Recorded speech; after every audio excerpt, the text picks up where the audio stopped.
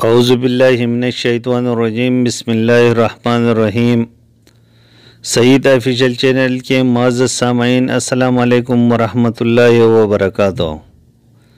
دوستوں، ایک دفعہ کا ذکر ہے کہ حضرت موسیٰ علیہ السلام کو اللہ تعالیٰ نے حکم دیا کہ سمندر کے طرف جاؤ، وہاں 3 کشتیاں ڈوبنے والے ہیں۔ حضرت موسیٰ علیہ السلام فوری حکم الہی کی تعمیل کرتے ہوئے سمندر کی جانب چل دیے۔ ساحل پر سکون تھا۔ بہت دور سے ایک کشتی آتی دکھائی دی جو آہستہ آہستہ ان کی طرف بڑھ رہی تھی۔ ابھی وہ کنارے سے کچھ ہی فاصلے پر تھی کہ حضرت موسیٰ علیہ السلام نے آواز دی کہ اے کشتی والوں، اللہ کا حکم آنے والا ہے، ہوشیار رہنا۔ انہوں نے جواب دیا، آپ جانتے ہیں اللہ کے حکم کو کوئی ٹال نہیں سکتا، ہم تو اس کے بندے ہیں جو حکم الہی کے پابند ہیں۔ کشتی والے ابھی یہ بات کہہ رہے تھے کہ اچانک ایک موج اٹھی اور کشتی ڈولنے لگی۔ سوار اپنے آپ کو بچانے کی کوشش کرنے لگے۔ اتنے میں ایک اور زبردست موج آئی اور کشتی کو اپنے ساتھ بہا کر سمندر کے تہہ میں لے گئی۔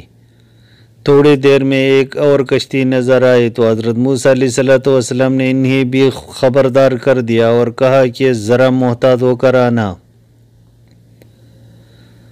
انہوں نے بھی پہلے والوں کی طرح جواب دیا کہ جو کچھ ہونا ہے ہو کر رہے گا، اور کشتی کو کنارے کی طرف لاتے رہے، یہاں تک کہ ساحل کے قریب آتے آتے یہ کشتی بھی ڈوب گئی۔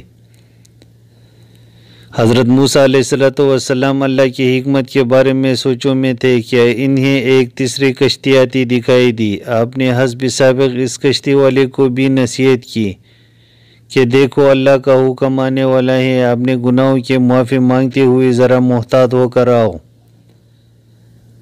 انہوں نے جواب میں کہا کہ اے اللہ کے نبی علیہ السلام، جس طرح آپ سچے ہیں اس طرح اللہ کا حکم بھی اٹل ہے، اسے کوئی نہیں بدل سکتا، لیکن اللہ کی رحمت بھی تو ہے، ہم اس کی رحمت سے کیوں مایوس ہوں؟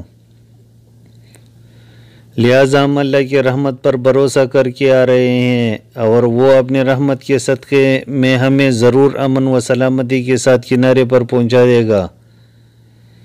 کشتی والوں کا یہ جواب سن کر حضرت موسیٰ علیہ السلام خاموش ہو گئے۔ جب کشتی بحفاظت کنارے آ لگی تو اللہ کے پیغمبر سوچنے لگے کہ اللہ نے 3 کشتیاں ڈوبنے کا فرمایا تھا، 2 تو ڈوب گئی لیکن تیسری سلامتی کے ساتھ کنارے آ لگی، یہ کیسے بچ گئی؟ ان سوچوں میں گم تھے کہ ارشاد باری تعالیٰ ہوا کہ اے موسیٰ، آپ نے سنا نہیں کہ تیسری کشتی والوں نے کیا کہا؟ انہوں نے میرے حکم کو تسلیم کیا تھا، میرے رحمت کو آواز دی تھی اور اس پر پورا توکل اور بھروسہ بھی کیا تھا، تو اس لیے یہ کشتی میرے رحمت کی طفیل بچ گئی، کیونکہ جو بھی میرے رحمت کے دروازے پر آ کر صدا دیتا ہے میں اسے نا امید نہیں کرتا۔ معزز سامعین، اس لیے کہتے ہیں کہ اللہ کی رحمت سے نا امید نہ ہونا، اللہ کی رحمت سے نا امیدی کفر ہے، اور کفر سے بچنا ہی مومن کی شان ہے۔